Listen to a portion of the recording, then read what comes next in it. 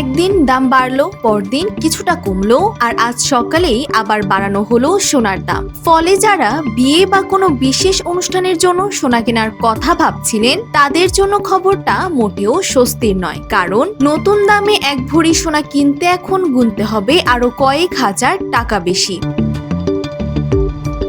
Bangladesh jewellers অ্যাসোসিয়েশনের নতুন সিদ্ধান্ত অনুযায়ী আজ থেকেই দেশের বাজারে কার্যকর হয়েছে সোনার নতুন দাম। স্থানীয় বাজারে তেজাবি সোনার দাম বেড়ে যাওয়ায় এই মূল্য সমন্বয় করা হয়েছে বলে জানিয়েছে সংগঠনটি। এর পেছনে বিশ্ব বাজারে সোনার দাম বাড়ার প্রভাবও রয়েছে।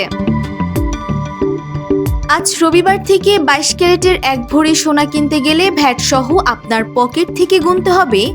এভাবেই কোটি কোটি মানুষের ঘরে দেশ জুড়ে ফ্রিজ একটাই, Walton.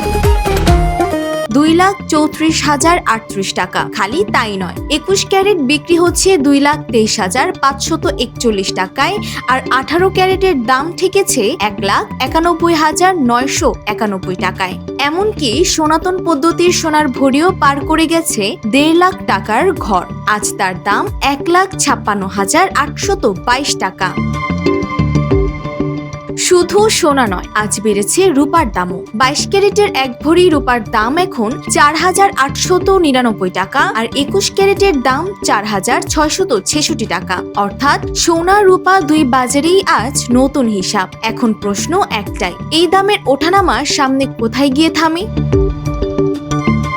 Desk report, Bangladesh bulletin.